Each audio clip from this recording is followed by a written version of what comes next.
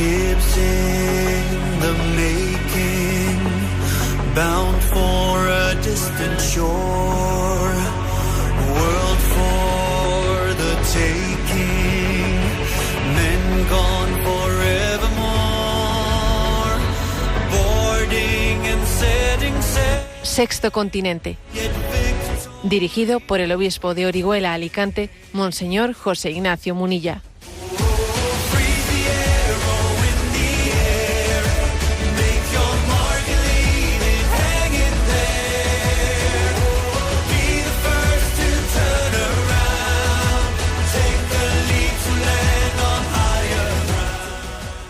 Un cordial saludo a todos los oyentes de Radio María. Un día más, con la gracia del Señor, nos disponemos a realizar este programa radiofónico llamado Sexto Continente, que lunes y viernes de 8 a 9 de la mañana, a una hora menos, en las Islas Canarias, realizamos aquí en directo en Radio María España. Y dentro de esta vocación que tiene este programa a intentar iluminar pues nuestra actualidad, nuestra vida social desde la perspectiva de los principios de la doctrina social católica, arranco el programa haciéndome eco del anuncio realizado por el Gobierno de una pronta reforma del Código Penal español. Una reforma del Código Penal que sería en materia de ofensas contra los sentimientos religiosos y las injurias al rey, o a otras altas instituciones del Estado. Y es un tema serio, obviamente, del cual también yo me he hecho eco en redes sociales esta semana. Bueno, actualmente en el Código Penal español pues se protege en diversos artículos pues lo que es el derecho a que nuestros sentimientos religiosos no sean ofendidos. O también se protege, por ejemplo, el que la más alta institución del Estado, del rey, de la corona, no reciba injurias, no sea injuriada, ¿no? Entonces, bueno, pues por ejemplo, pues esto es un tema que luego a la hora de aplicarlo suele ser complicado, porque entra en colisión con la libertad de expresión. Entonces, ¿cómo conjugar el derecho a que se respeten los sentimientos religiosos con la libertad de expresión? Suele ser complicado. Entonces, por ejemplo, pues cuando de determinadas representaciones o manifestaciones se quema, o por ejemplo, o se hace mofa de una imagen de la Virgen María vistiéndola de travestí, o no sé de qué manera, entonces, claro, de repente, pues hay asociaciones de católicos que denuncian ese hecho como una ofensa contra los sentimientos religiosos, amparándose en determinados pasajes o puntos del Código Penal. O lo mismo, imaginaros que en una manifestación se quema una imagen del rey o se quema un cuadro del rey. También eso podía ser penalizado hasta esta reforma, ¿no? Aunque, como digo, luego en las sentencias las cosas suelen ser complicadas, porque comienzan allí a decir, pero esto es libertad de expresión, no es libertad de expresión, pero por lo menos había unos diques de contención contra las ofensas, contra los sentimientos religiosos y contra las injurias al rey. Había unos diques de contención que ahora se anuncian que van a ser derogados, ¿no?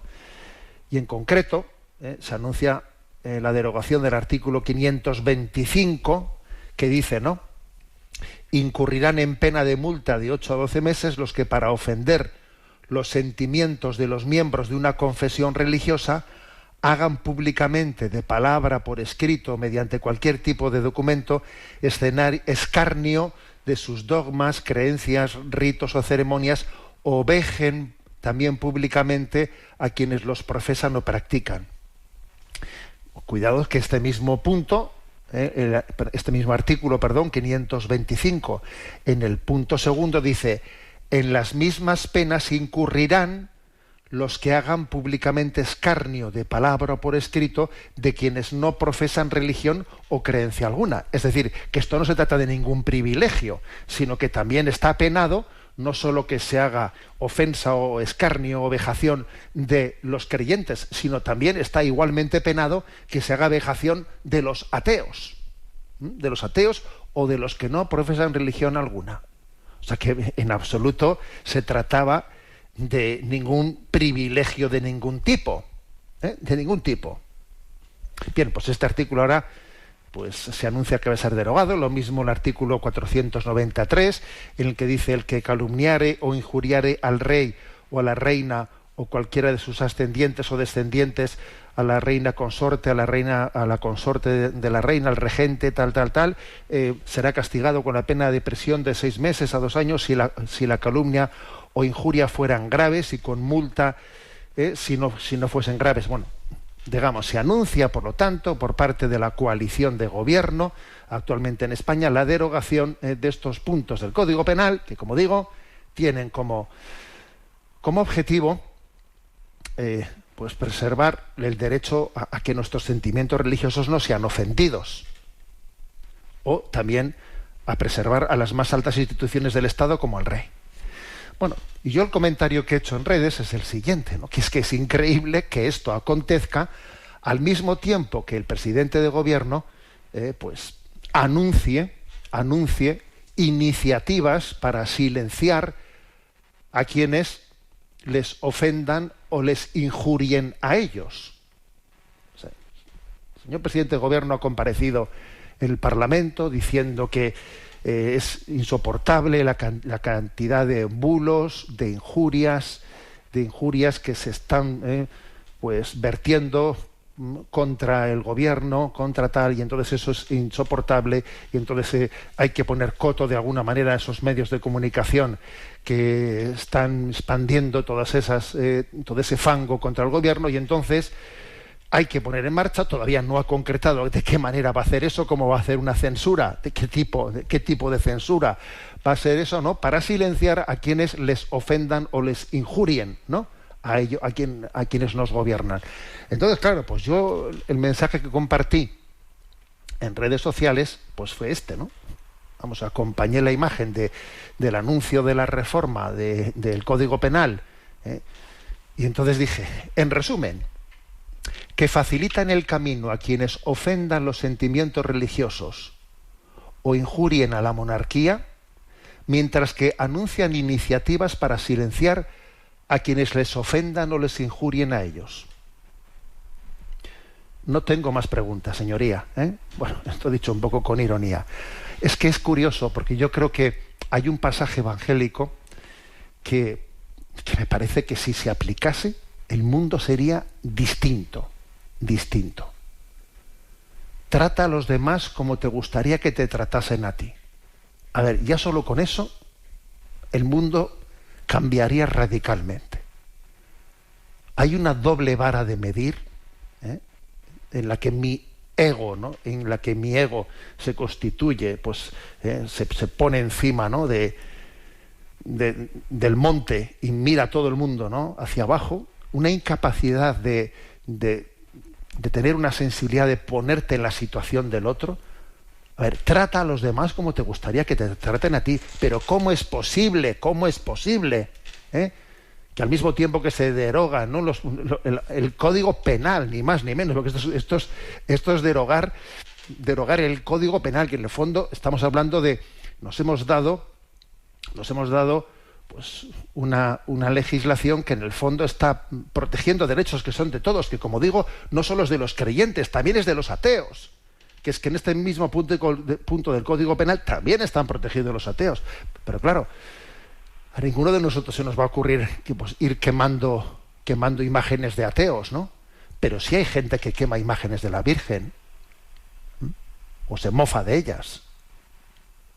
Entonces, ¿cómo es posible que al mismo tiempo que derogamos estos puntos del Código Penal, al mismo tiempo, pues eso, anunciemos que es insoportable todas estas, pues se dicen infundios, se dicen bulos que se lanzan contra los gobernantes, y entonces esto hay que cortarlo por lo sano? No puede haber tanto bulo, tanta infamia.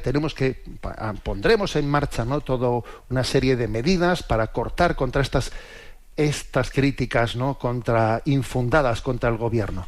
Muy bien, y al mismo tiempo hacemos esto. La verdad es que es increíble la deriva de nuestra cultura. Si nos llegan a haber dicho hace unos años que íbamos a ser testigos de pasito a pasito, cada paso de lo que está aconteciendo, nos hubiese costado creerlo. Qué deterioro, por Dios, qué deterioro es el que está ocurriendo, no únicamente en la vida de España, ¿no?, sino en la vida de tantos países, porque sé que este programa lo están escuchando ahora mismo desde muchos lugares y muchos estáis diciendo, señor obispo, que aquí también, que aquí también, que aquí también. Sí, soy consciente de ello, que estamos ante un deterioro, ante un pensamiento único que internacionalmente se ha expandido, que es una especie de virus, ese pensamiento único que hace que nos impida tener capacidad crítica, pues, para desenmascararlo, ¿no?, lo que ocurre. Bueno, pues dejo ahí, ¿no?, este mensaje enviado esta semana a redes sociales.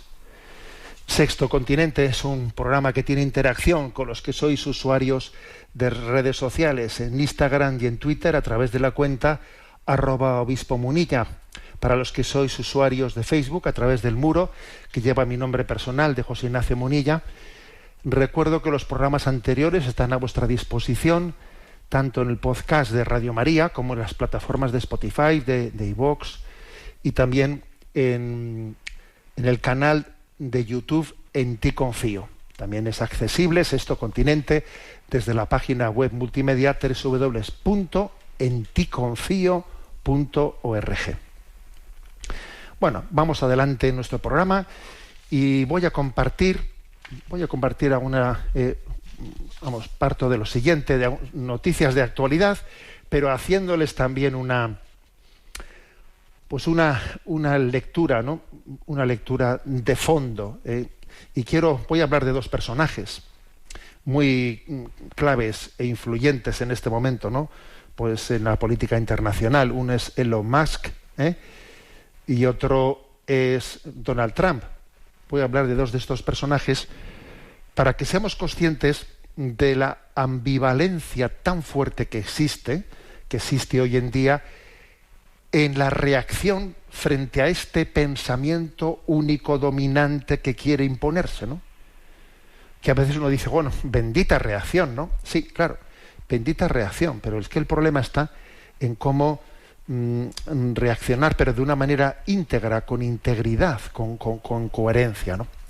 Bueno, las noticias son las siguientes, ¿no? Elon Musk, sabéis todos que es, pues posiblemente sea una de las mayores, si no la mayor fortuna del mundo. Él es el dueño de Twitter, bueno, que ahora actualmente se le llama X, ¿no?, el dueño de Twitter, y además también de SpaceX, que es pues una gran empresa de fabricación aeroespacial. Bueno, pues él, que se calcula que su fortuna son más o menos unos 254.000 millones de euros, ¿no? Pues hombre, pues es un personaje clave en este momento. Es un personaje clave porque la verdad es que, claro, es un dique de contención muy potente frente a este pensamiento único que quiere introducirse, ¿eh? Entonces, pues por ejemplo, pues está claro que Twitter, al haberlo comprado él, pues toda esa censura tan fuerte que existe, ¿no?, toda esa censura, pues él es contrario a esa censura, hacia esa censura del pensamiento único, de la teoría de género, LGTB, etcétera, etcétera, etcétera, ¿no? Pues por ejemplo, ¿no?, pues el otro día escuché cómo en Amazon, que Amazon sí está, ¿no?, en poder, digamos, de ese pensamiento único, como en Amazon se niegan a distribuir ciertos libros que son críticos contra la teoría de género, el género LGTB, pues determinados libros Amazon no los distribuye porque está al servicio de esa ideología única. Bien, afortunadamente, pues Elon Musk, pues la compra de Twitter ha hecho que Twitter esté fuera de ese espacio de censura. Y dice uno, bendito Dios, ¿no? Sí, pero y voy a decir todavía un paso más. La noticia positiva de esta semana pasada ha sido que Elon Musk mantenía un pulso muy importante con el gobernador de California, Gavin Newsom, pues porque el gobernador de California, que es demócrata, absolutamente implicado en toda esta nueva ideología de teoría de género, LGTB, etcétera, él ha llegado a prohibir que los colegios, ¿no?, que los colegios tengan contacto con los padres para notificarles los cambios de identidad de género de los niños, es decir, que los niños puedan tener cambios de identidad de género sin comunicación con sus padres. Y ya esto, digamos, le ha terminado de saltar los plomos, ¿no?, a Elon Musk, que tiene allí en San Francisco la sede de sus grandes empresas, y entonces esta semana él ha anunciado que traslada de California a Texas las sedes de sus compañías de Twitter y de los cohetes SpaceX, ¿eh? O sea que tú fíjate, es una bomba de noticia, porque son dos empresas tremendas, que ahora van a tener su sede trasladada. No van a estar ya en California, sino que se van a Texas, que Texas es un estado republicano y donde no están en esas, como están en California, ¿no? Entonces esta ha sido una noticia, claro, que es diciendo él no está dispuesto a que se lleven a cabo, a que con los impuestos que él, porque claro, él es un hombre que pagará muchísimos impuestos en esas empresas que tiene, ¿no? Entonces dice, pues yo no se los doy a este estado demócrata, iré a Texas, y allí fue. Pues es una noticia muy fuerte que sin duda alguna es una presión muy importante en la buena dirección, ¿eh? En la buena dirección. Además él sufre especialmente porque dentro de los hijos que tiene, pues tiene una hija que se reconoció como trans y como transexual, y que en su día solicitó que se le quitase el apellido del padre, ¿no? Pues porque el padre intentaba frenarle a su hija. Entonces, madre mía, o sea que esto a él le salpica especialmente este tema, por eso ha sido duro y ha hecho. Ahora, ¿qué ocurre? Pues yo lo que quiero subrayar es que un paso como este, que dice uno, no, bendito Dios que haya gente pues que se resista, ¿no?, a este pensamiento único, al mismo tiempo pues convive con muchas incoherencias. Por ejemplo, una incoherencia que no es de recibo. Señor Elon Musk, ¿por qué permite usted dentro de Twitter la pornografía? ¿Por qué usted no toma la decisión de cortar con la pornografía en Twitter? Porque ahora mismo se difunde con plena libertad dentro de Twitter. A ver, un poco de coherencia, señores. Otras incoherencias en las que no voy a entrar, porque son más ya de tipo personal, son las de que, pues Elon Musk tiene 12 hijos, que ciertamente solamente esa noticia hoy en día, sí, pero con no sé cuántas mujeres, y con fecundación in vitro con trellizos, con otra con fecundación in vitro no sé cuántos, con otra con tal. A ver, ¿qué cantidad, digamos, de incoherencias en la vida? ¿Cómo se puede ser tan valiente como ha hecho Elon Musk, ¿no?, de trasladar de California a Texas sus compañías para pegarle un órdago al senador, ¿no?, de California, por ese intento intrusivo contra las familias, ¿no?, de quitarles el control sobre el cambio de identidad de género de sus hijos? ¿Cómo se puede ser tan valiente para hacer eso y luego al mismo tiempo mantener la pornografía en Twitter? A ver, ¿cómo podemos tener esas incoherencias? Uno llega a la conclusión de que solo la gracia de Cristo nos puede hacer coherentes. Es que vivir en integridad, de manera que en nosotros no haya incoherencias, eso es algo que supera nuestra capacidad. Es que si solamente somos reactivos, que está claro pues que un Elon Musk es reactivo, que un Donald Trump son reactivos, si tú únicamente eres reactivo contra el mal, así, digamos, inevitablemente en tu respuesta habrá muchas incoherencias. Es que además de ser reactivo, hay que partir de unos valores que impregnen tu vida en integridad, y le den coherencia, señores. Y eso solamente lo hace la gracia de Cristo. Y yo he repetido muchas veces, y vosotros me habéis escuchado, que hoy en día la frontera no está entre derecha, izquierda, conservador, progresista.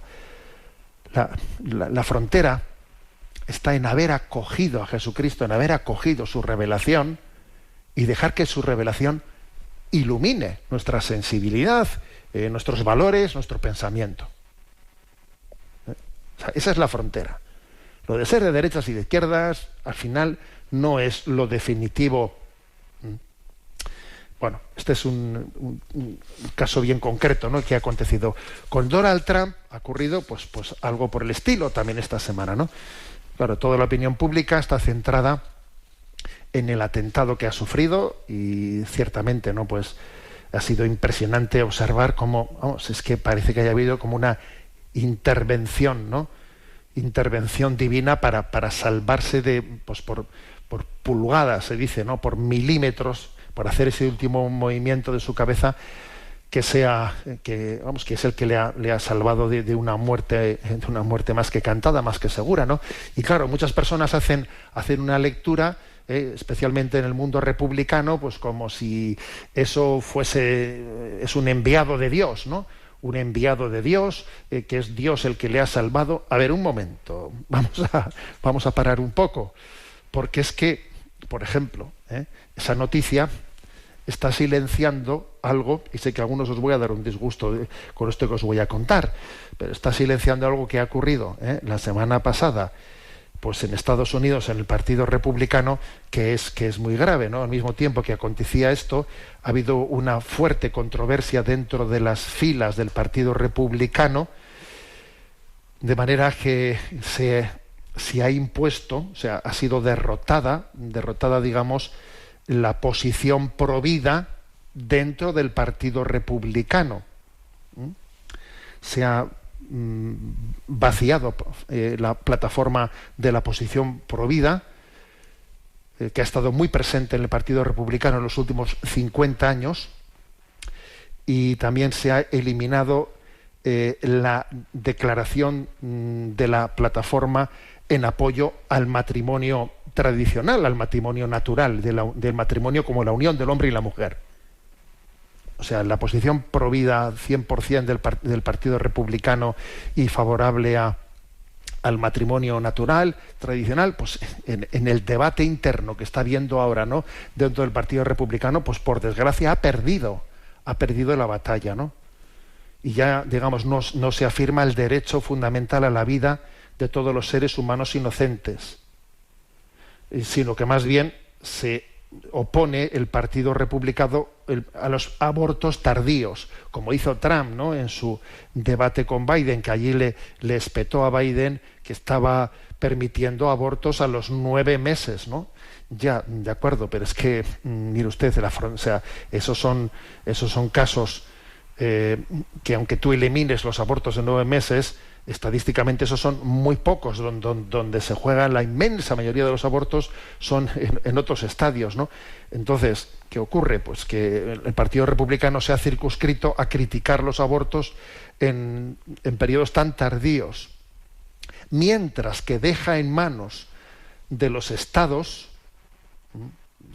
de la Unión la determinación de que si debe de haber más restricciones o no restricciones. O sea, que el Partido Republicano no se presenta ahora como que tenemos una convicción conjunta de oponernos al aborto de esta manera, no, sino que se oponen únicamente a los abortos tardíos, ¿no? De hecho, es casi en los últimos meses, y luego el resto lo dejan a cada estado que decida.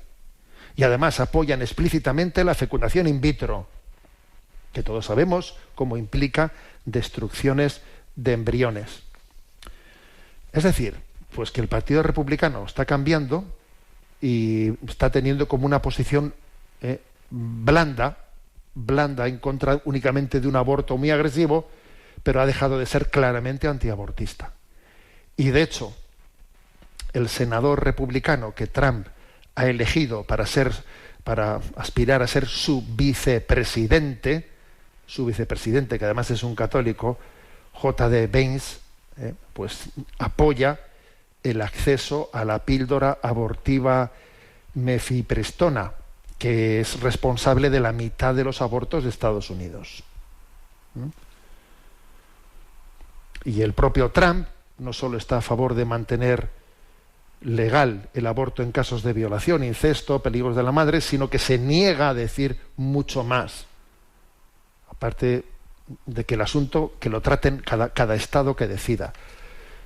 Que de hecho dentro de la carrera que hubo para la nominación de quién era el candidato republicano, pues aquí había otro candidato que era DeSantis, creo que se llamaba, que ese sí que era claramente favorable a la vida y Trump le criticó. Entonces, ¿esto cómo es posible? Pues mira, pues porque Trump estaba dispuesto a acoger la agenda provida, acogió esa agenda, pues hasta hacerse con una parte de la sociedad que es provida, pero una vez que ya se ha hecho con su voto seguro, ahora ya tiene que girar para intentar ganar votos del otro lado, para que ganando votos del otro lado así tenga más posibilidades de ser presidente. O sea, es decir, jugamos al slalom, ¿eh? Es un slalom político, a ver qué valores tengo que comprar, vender, pues para ser capaces de obtener el poder. Pero claro, cuando uno para obtener el poder está comerciando con valores morales de ese calibre, entonces volvemos a lo mismo que he dicho antes, ¿no? Con el tema de Elon Musk. Es que la clave está en que para poder vivir en integridad, hace falta la gracia de Cristo, pero recibida de manera que acojamos la conversión de nuestra vida. A ver, la conversión de nuestra vida. A mí me han criticado muchas veces por criticar a Donald Trump, diciendo, a ver, pero no puede haber una persona con una vida más íntegra que no se esté presentando que de repente que si tiene el lío de que si le dio no sé cuántos 100.000 o 200.000 euros, yo qué sé, ¿no? Pues a una actriz porno para silenciar en la campaña electoral que había mantenido relaciones con ella, y entonces el lío es que si ese dinero era dinero para la campaña, era dinero por lo tanto en parte público, o si era su dinero personal. Pero si el asunto ya no es que el dinero, de dónde hubiese venido el dinero para pagarle eso, es que el mero hecho de que eso hubiese acontecido no creo que haga que sea la persona más adecuada para ser presidente de un gobierno. Es que el problema está en la integridad, en que no es suficiente ser reactivo. A ver, este es reactivo frente a este pensamiento que se está imponiendo en el mundo. Bueno, pues muy bien, bendita reacción, pero es que tiene que ser una reacción que sea con integridad de vida y con coherencia de los valores, ¿no?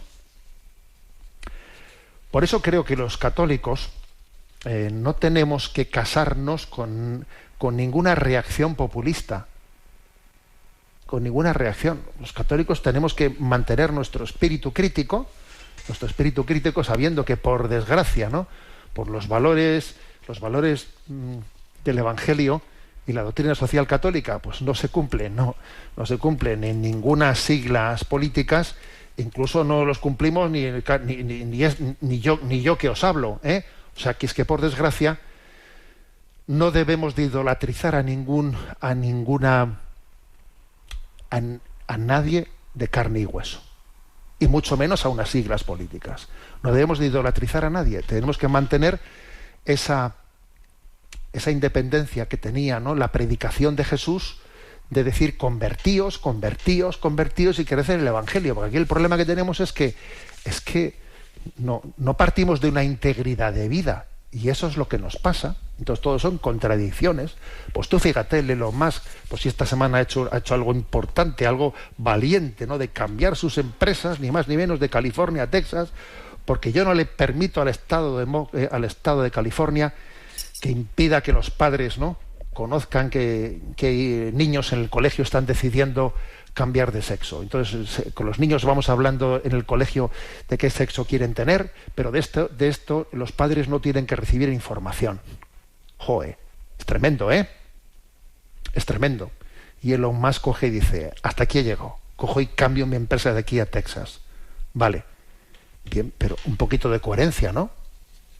Y entonces en esa empresa tú vas a seguir ganando millones de euros difundiendo la pornografía y vas a seguir haciendo esto. Pero ¿cómo podemos soplar y sorber al mismo tiempo? No es posible.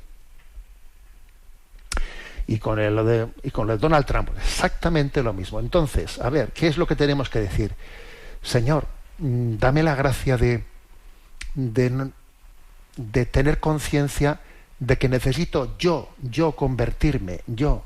Y el político también necesita convertirse. Y todos necesitamos convertirnos, porque solamente es esta conciencia, la de que nosotros, ¿no?, todos somos unos alumnos de primero de primaria en esa búsqueda de integridad de vida. Solo esto será lo que sea capaz de salvar al mundo, solo esto.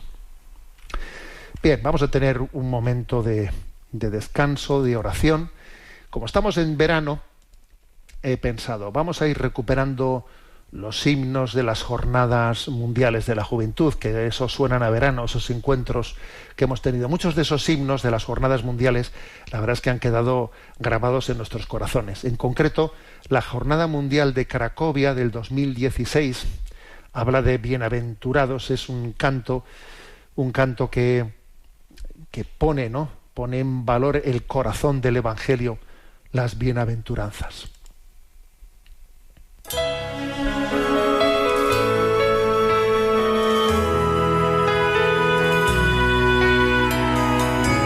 Levanto mis ojos a los montes, ¿quién me ayudará? La ayuda me viene del Señor, por su gran compasión. Aun cuando estamos en el error, nos abraza con su amor, con su sangre nuestro dolor, al fin se sanará. Bienaventurados los misericordiosos, porque ellos alcanzarán misericordia. Bienaventurados los misericordiosos, porque ellos alcanzarán misericordia. Si no perdonamos, ¿quién ganará? ¿Quién puede sostenerse en pie?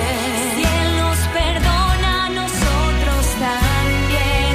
Hagamos como nuestro Dios. Bienaventurados los misericordiosos, porque ellos alcanzarán misericordia. Bienaventurados los misericordiosos, porque ellos alcanzarán misericordia.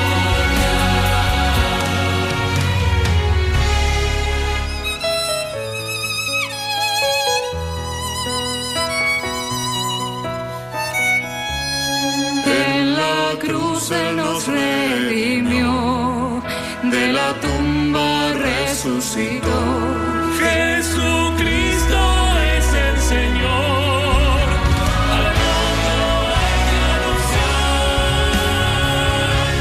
Bienaventurados los misericordiosos, porque ellos alcanzarán misericordia. Bienaventurados los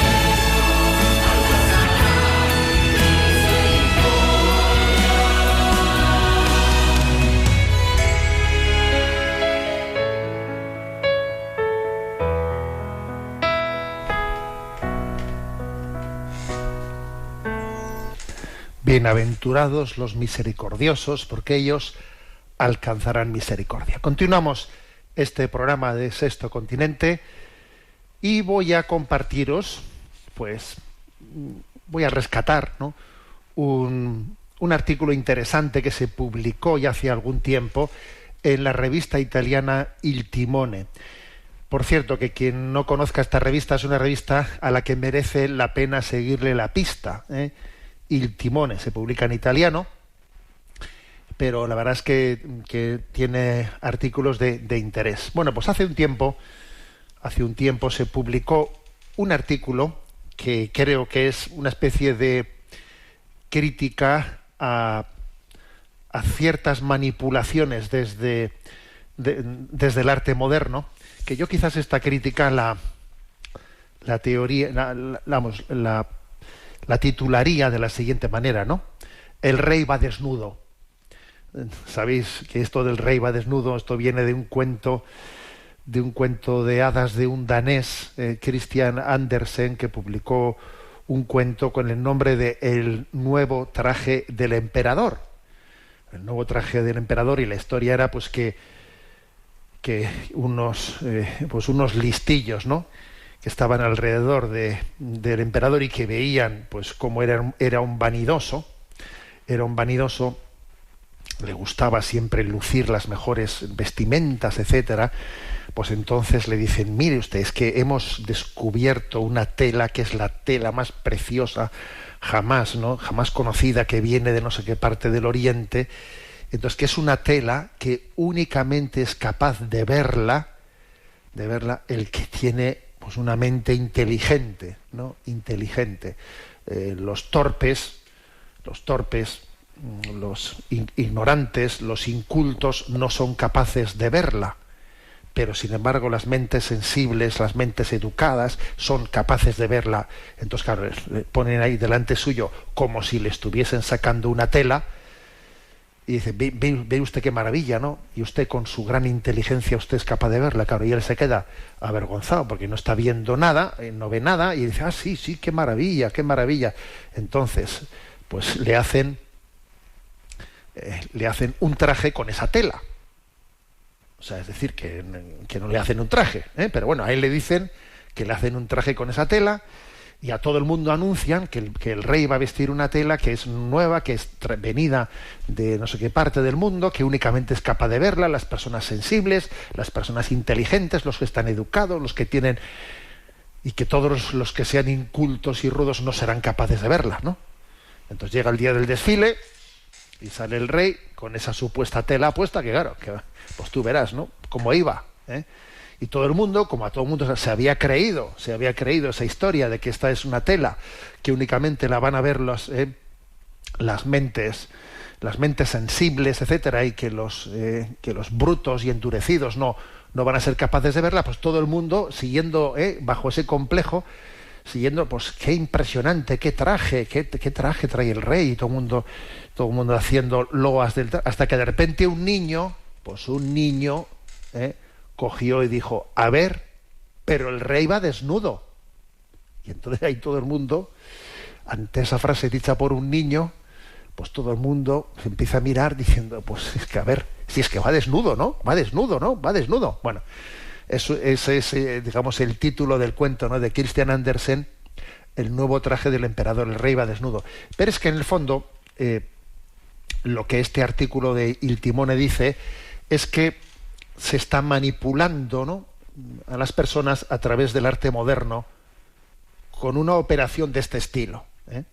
Se propaga un auténtico culto del sinsentido y el feísmo que oscila entre lo banal, lo vulgar, lo sórdido, tanto desde el punto de vista estético como moral. Entonces parece que los críticos del arte moderno se erigen en intérpretes de lo bello.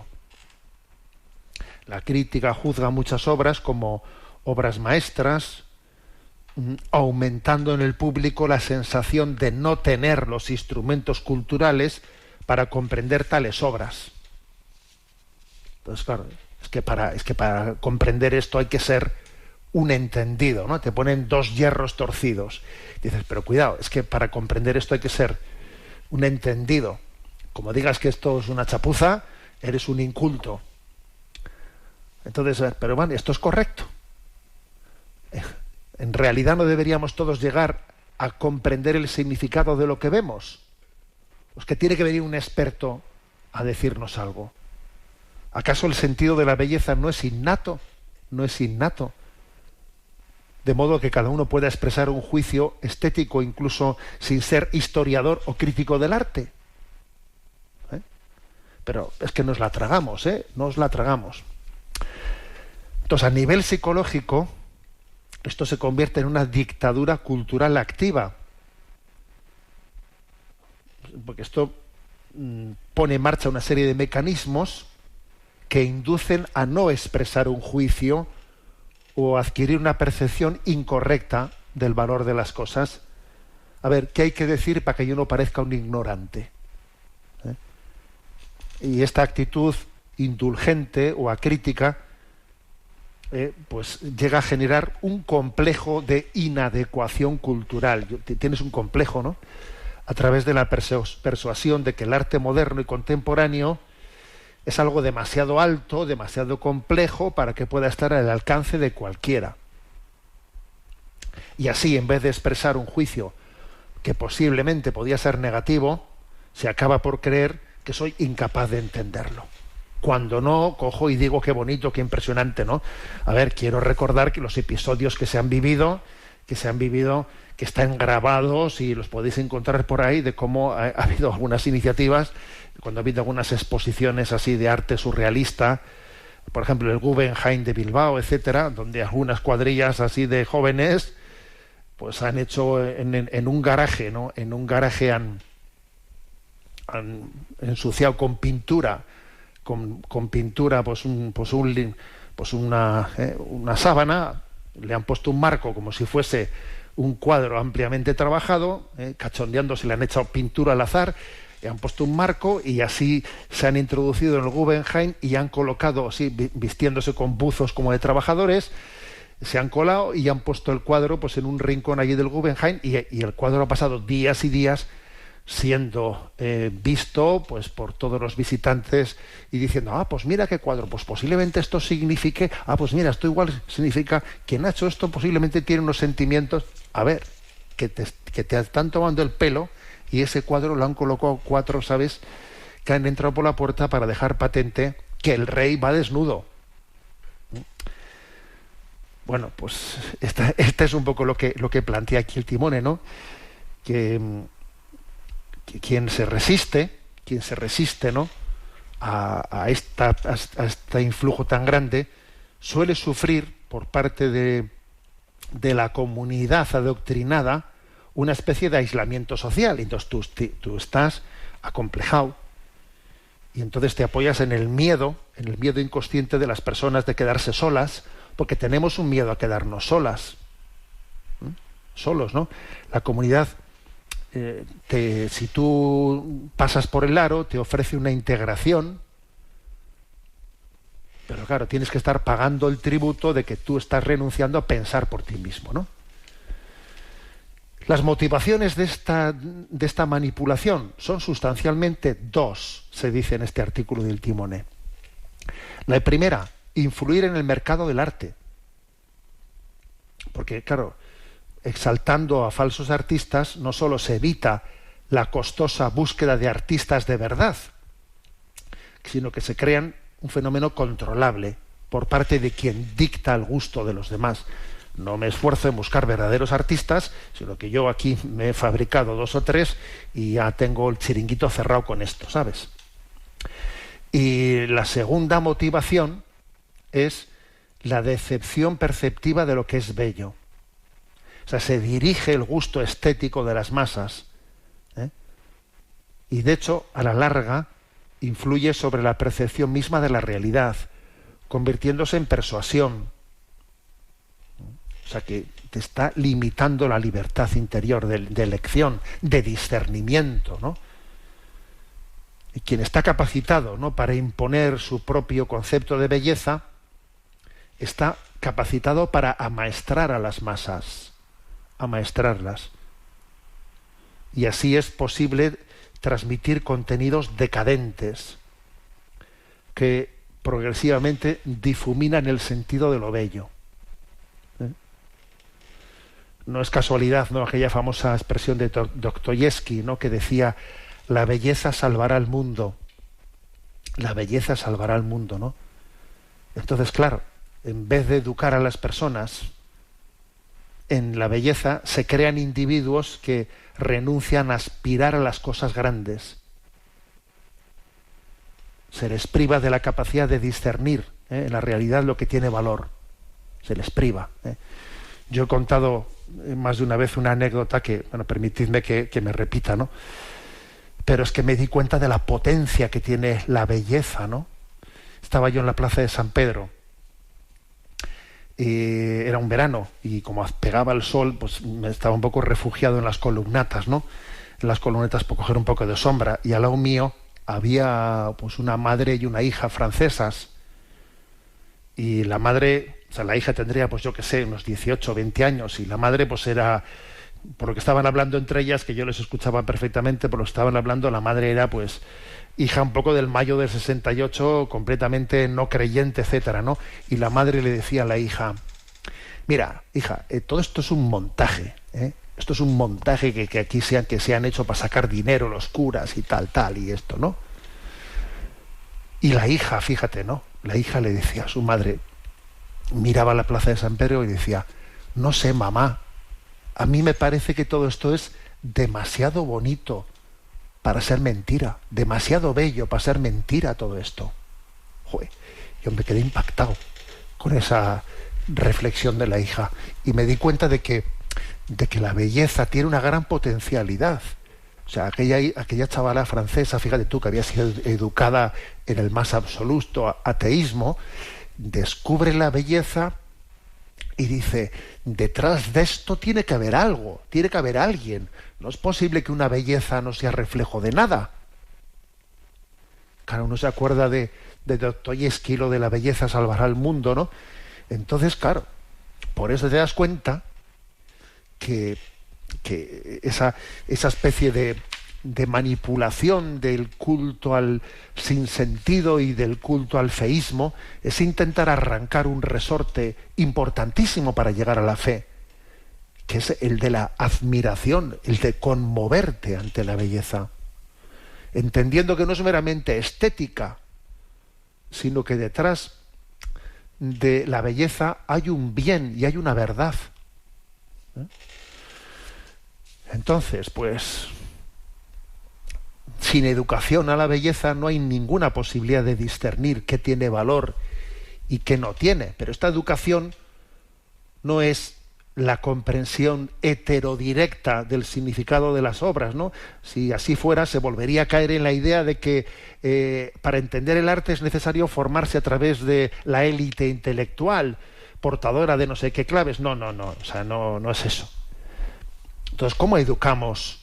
Pues mira, se educa partiendo de los grandes maestros, de la tradición. Desde ahí se educa. Comenzando por la belleza clásica, medieval y renacentista.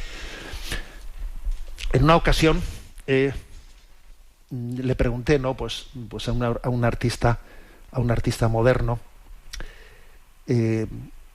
¿cómo distinguir a un verdadero artista moderno de uno que, bueno, pues de uno que sencillamente está manipulando, ¿no?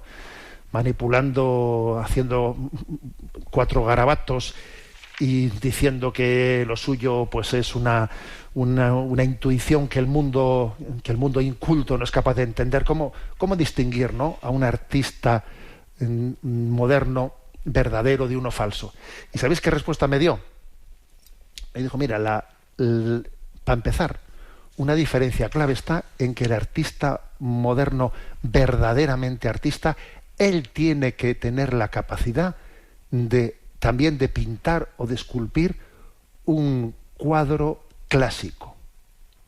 Si no tiene esa capacidad de pintar, de esculpir un cuadro clásico, no es un verdadero artista moderno. La verdad es que me pareció una distinción impresionante. Entonces él me enseñó cómo él tenía en su catálogo obras clásicas impresionantes y al mismo tiempo obras modernas, ¿no? Pues con espacios irregulares, etcétera y tal, pero claro, uno veía claramente cómo este hombre había ido fundando el concepto de la belleza partiendo de los grandes maestros de la tradición, desde la belleza clásica, medieval, renacentista, etcétera, etcétera, ¿no?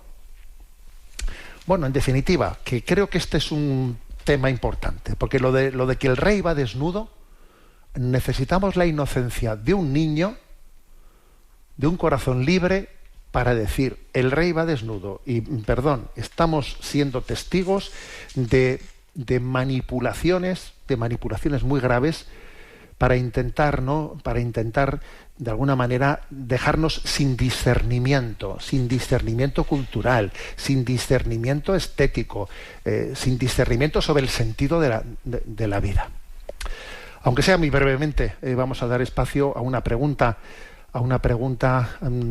de las que también acogemos en nuestro buzón de sextocontinente@radiomaria.es, sextocontinente@radiomaria.es. Podéis hacer llegar allí vuestras preguntas. Y a Yolanda, que está en la emisora, le pedimos que nos presente cuando menos una de ellas. Buenos días, Yolanda. Muy buenos días. Una oyente llamada Pilar nos pregunta: estimado monseñor, estoy oyendo su programa y me suscita algunas preguntas. ¿Cómo es posible que a veces no podamos prever en nuestros desplazamientos de ocio cuándo y dónde podremos celebrar la misa dominical? Porque es imposible encontrar esa información en Internet. Ya se sabe que si hay una causa que lo impida, no estamos obligados a asistir, ¿vale? Pero ¿qué tipo de causa?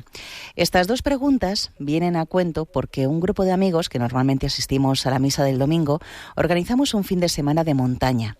Ninguno pensó si podríamos asistir a ella en algún momento. Cuando yo planteé la posibilidad de no ir con ellos ese fin de semana porque no veía cómo ir a la misa, se quedaron atónitos e intentaron disuadirme, haciéndome ver que era poco menos que retrógrada o con una conciencia excesivamente puritana.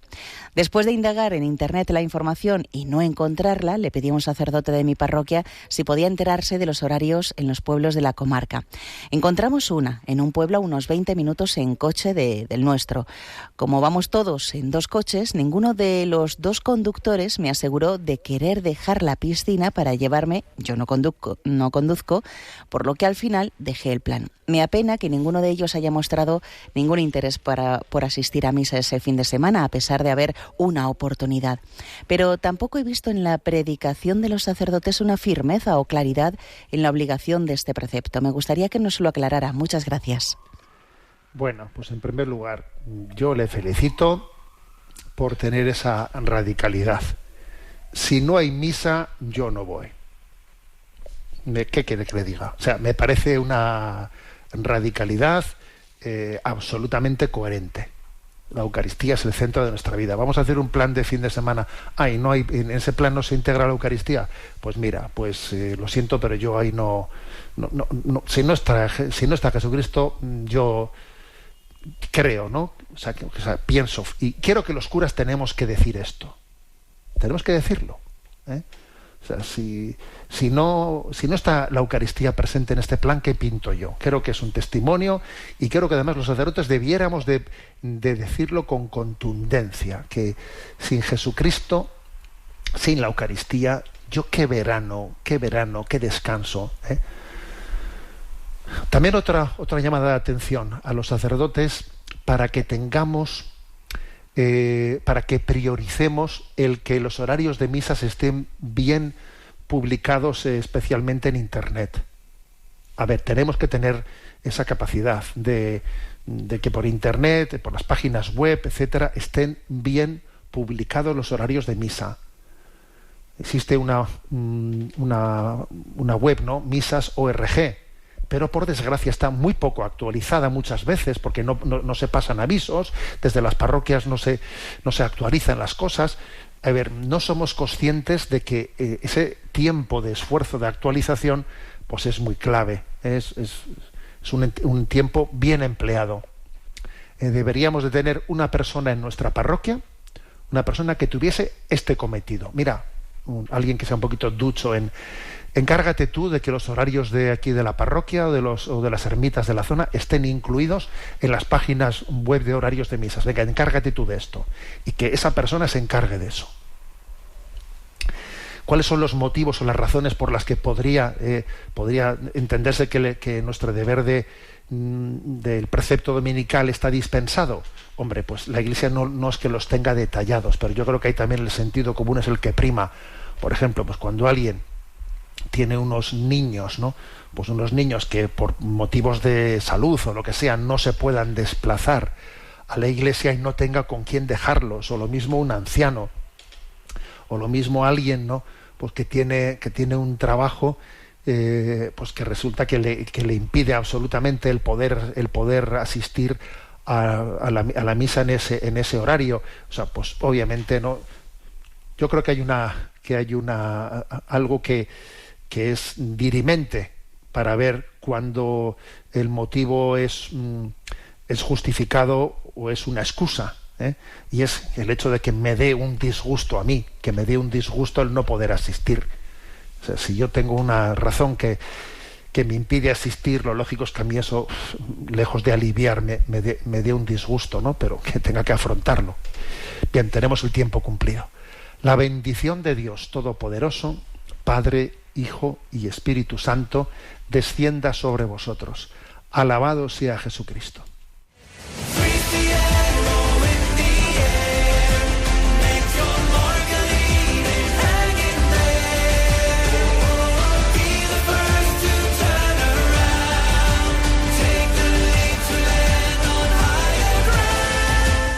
Finaliza en Radio María Sexto Continente, dirigido por el obispo de Orihuela Alicante, Monseñor José Ignacio Munilla.